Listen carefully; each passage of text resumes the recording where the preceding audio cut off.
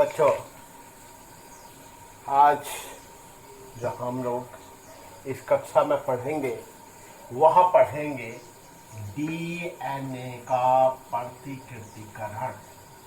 DNA का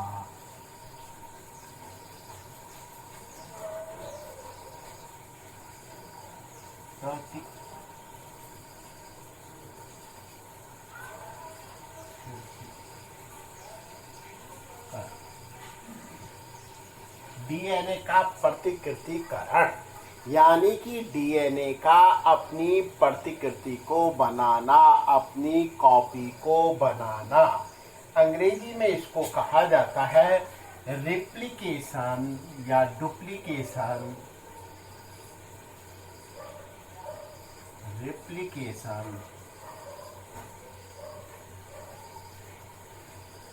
of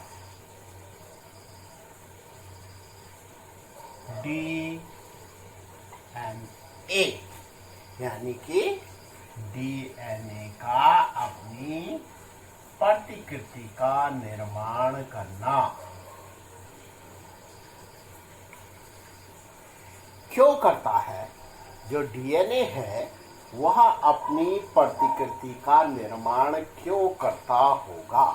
तुम लोग जानते हो कि जो जीव है उन जीवों में जनन की क्रिया होती है, और जब जीवों में जनन की क्रिया होती है तो उस जनन की क्रिया के फलस्वरूप जो जीव हैं उनके जो गुणसूत्र होते हैं, क्रोमोसोम्स होते हैं, वे संतानों तक पहुंचते हैं।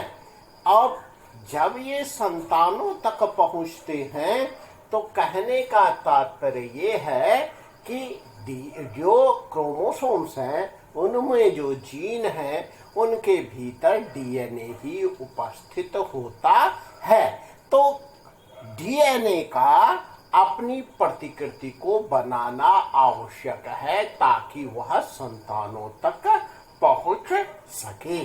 तो इसलिए जो है ये डीएनए का प्रतिकृतिकरण होता है। और कब होता है? जो सेल डिवीजन की इंटरफेज अवस्था होती है, इंटरफेज, इसमें जो इसकी एस स्टेज है यानी जहां पर कि सिंथेसिस होता है, तो डीएनए का सिंथेसिस होता है, वहां पर ही यह रिप्लिकेशन डीएनए का होता है। अब तुम लोग जानते हो कि किस प्रकार से जो डीएनए का प्रतिकृतिकरण होगा, ये किस प्रकार से होगा। इसके लिए थोड़ा सा हम लोगों को क्या करना होगा कि पहले हम लोग डीएनए के स्ट्रक्चर को देखेंगे। जो डीएनए का स्ट्रक्चर है, एक मिनट मुझे जरा इसे साफ कर दीजिए।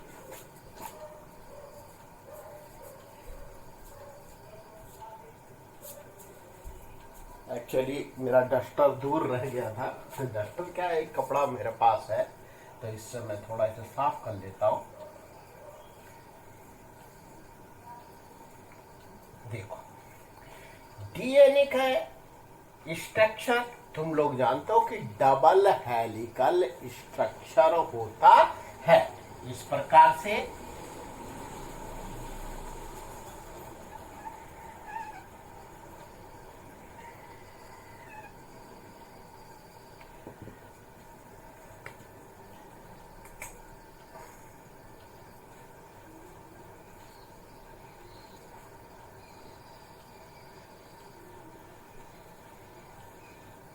तुम लोग जानते हो कि ये दो क्या है, पॉलीन्यूक्लियोटाइड कुंडलियां हैं, और जिनमें की जो नाइट्रोजन क्षार होते हैं वो हाइड्रोजन बंधों के द्वारा आपस में जुड़े हुए होते हैं। और इसमें मैंने तुमको बताया था कि ये अगर हमारे पास क्या है, सपोज करो ये 3 एंड है तो ये हमारे पास क्या होगा, 5 एंड होगा। ठीक इसी प्रकार से ये अगर हमारे पास 5 एंड है या 5 प्राइम है, और तो ये 3 एंड या 3 प्राइम होगा। इस प्रकार से यह डीएनए की कुंडली है। अब जब डीएनए का प्रतिकृतिकरण होता है, इसमें बहुत से जो एंजाइम हैं, वो एंजाइम अपनी हिस्सेदारी को या अपनी भागीदारी को निभाते हैं। इनमें सबसे पहले जो है वह है टोपोआइसोमेरेज।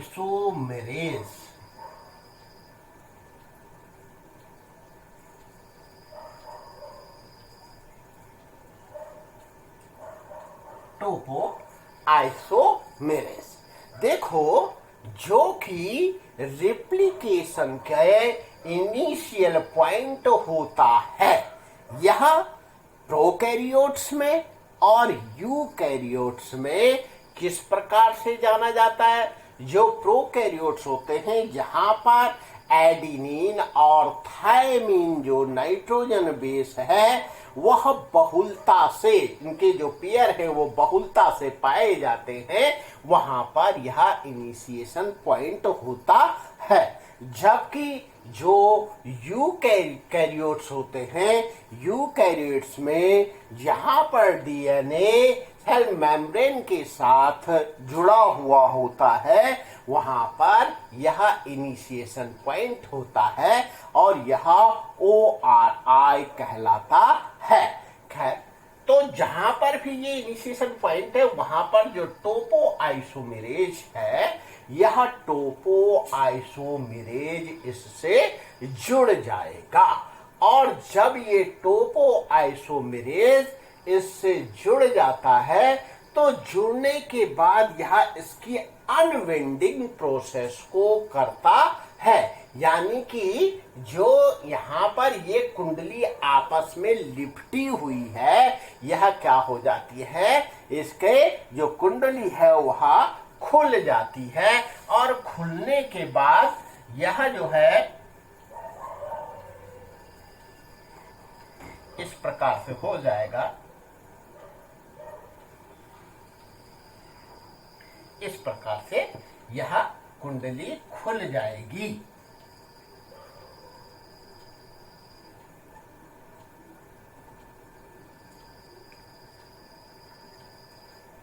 रेड से ही कर देता हूं, ऊपर मैंने रेड से किया है। अब तुम्हें पता है कि इसमें क्या होते हैं, ये नाइट्रोजन अक्षार आपस में जुड़े हुए।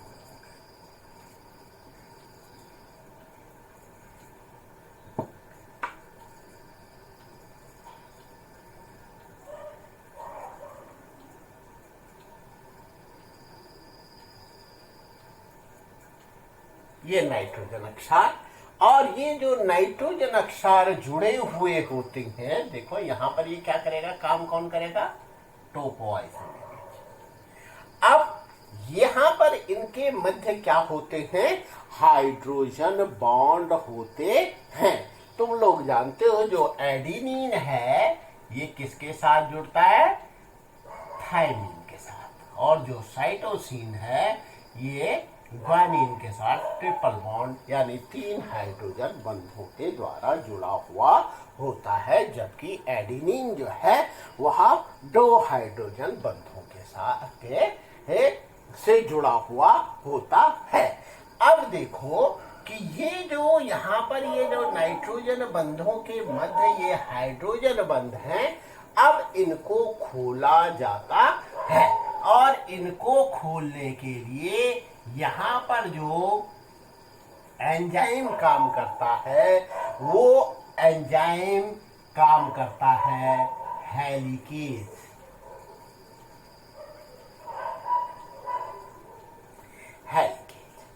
अब जब ये हेलिकेज यहाँ पर काम करेगा, तो उससे क्या होगा, ये इस प्रकार से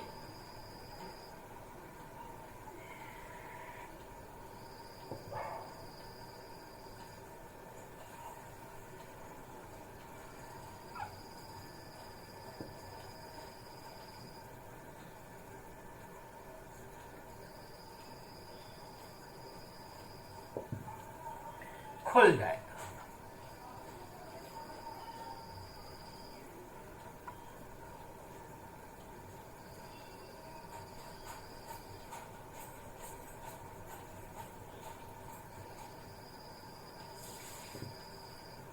यहां ये बंद है अभी।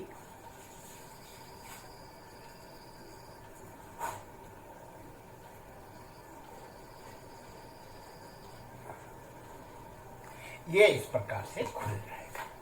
कौन कौन से यहां पर एंजाइम हैं जिन्होंने इनको खोलने में कौन जुड़े हुए हैं? एक तो टोपो आइसोमेरेज। कौन जुड़ा हुआ है? टोपो आइसोमेरेज।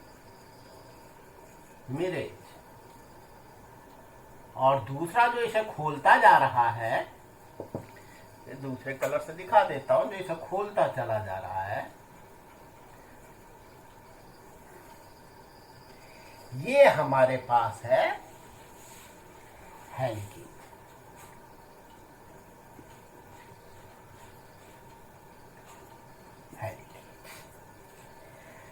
अब यहां पर क्या होता है कि हमारे पास जो कोशिका होती है उसके भीतर जो न्यूक्लियोटाइड्स होते हैं वो न्यूक्लियोटाइड्स मौजूद रहते हैं। अब ये जो हमारे पास जो ये दोनों कुंडली जो है अलग अलग हो गई हैं, तो ये एक रिप्लिकेशन फॉर्क का निर्माण करते हैं और एक प्रोटीन जो होती है वह इससे जुड़ जाती है, जो कि इसको अस्थाई बनाए रखती है ताकि ये फिर से आपस में जुड़ न जाएं। अब क्या होगा कि यहां पर जो है हमेशा जो अब इससे जो न्यूक्लियोटाइड आकर के जुड़ेंगे वो जुड़ते हैं किस दिशा में? 5 से 3 की और इसमें जुड़ते हैं। अब ये जुड़ेंगे तो इसके जुड़ने के लिए ये यहां पर क्या होगा कि एक जो एंजाइम है वो एंजाइम आकर के यहां पर जुड़ जाता है।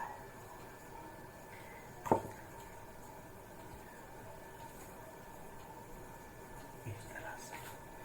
और ये जो एंजाइम होता है ये एंजाइम है, इधर दिखा देता हूं, ये जो एंजाइम है ये है आरएनए पॉलीमरेज।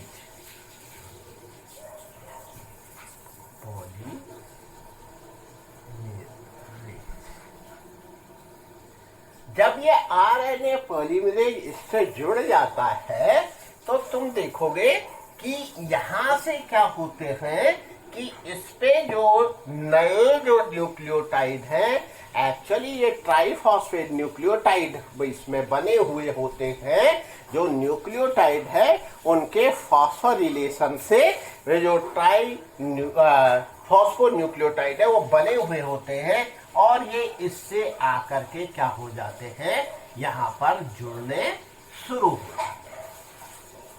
हो जाएंगे, जुड़ने शुरू हो जाएंगे।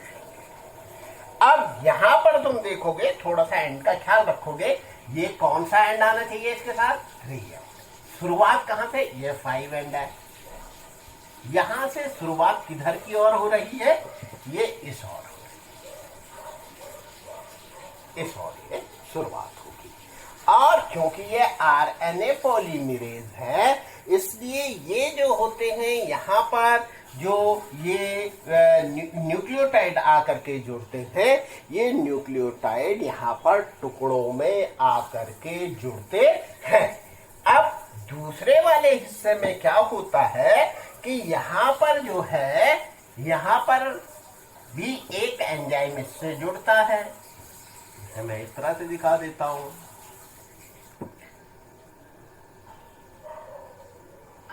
जो कि क्या होता है? DNA polymerase.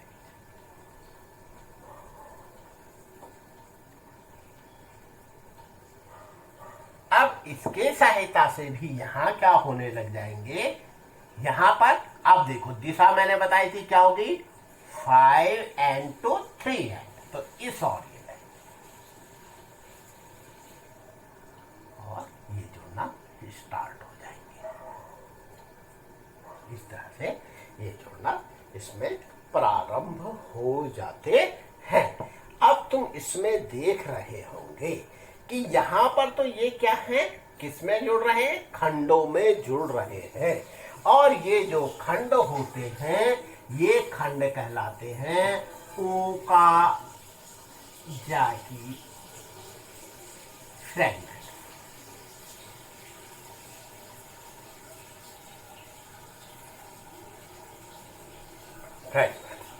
और ये जो श्रृंखला चलती है ये डिसकंटिन्यू होती है, असतत श्रृंखला होती है।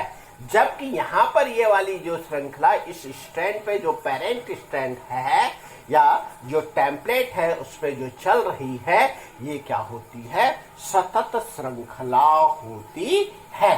यह सतत श्रृंखला होती है। तो इसको हम लीडिंग जो है स्ट्रैंड कहते हैं, जबकि ये वाला जो है ये लैगिंग स्ट्रैंड कहलाता है। बाद में यहाँ पर एक एंजाइम लाइगेज की मदद से ये ओकाजाकी फ्रेगमेंट्स जो होते हैं ये आपस में जुड़ जाते हैं। तो इस प्रकार से तुम देखोगे कि इस खंड से क्या बन जाएगा, या आगे की ओर चलेगी फिर प्रोसेस। और यहाँ पर जो है ये जो क्या था, एक डीएनए की द्विकुंडलित रचना थी, उससे दो जो है क्या बन जाएंगे, डीएनए की कुंडलियां बन जाएंगी। तो इसे ही हम क्या कहते हैं, डीएनए का प्रतिकरण या प्रतिकृतिकरण या रिप्लिकेशन ऑफ डीएनए या डुप्लीकेशन ऑफ डीएनए या डीएनए की कॉपी बनना कहते हैं। और ये जो प्रोसेस होती है ये सेमी कंजर्वेटिव होती है। क्यों कहते हैं इसे सेमी कंजर्वेटिव? सेमी कंजर्वेटिव इसलिए कहते हैं कि तुम देख रहे होंगे यहाँ पर जो एक श्रृंखला जो है, ये वाली जो श्रृंखला है ये तो कैसी है, नई न्यू स्ट्रैंड है। और एक जो है वो क्या है, पुराना ही पॉलीन्यूक्लियोटाइड वाली चेन है।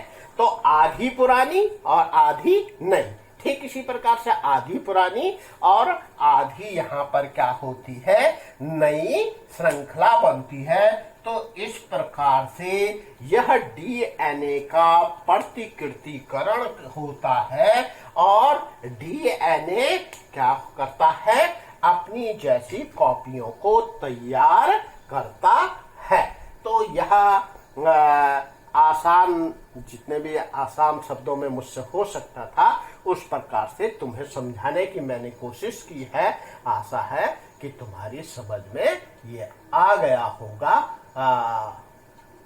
एक बार तुम जब अपनी पुस्तक से इसे पढ़ोगे तो और ज्यादा क्लियर तुम्हें हो जाएगा। बाकी टेक्स्ट मैं तुम लोगों को पहले भेज चुका हूँ, तो तुम उस टेक्स्ट को भी अपने जो नोटबुक है उनमें लिख लोगे।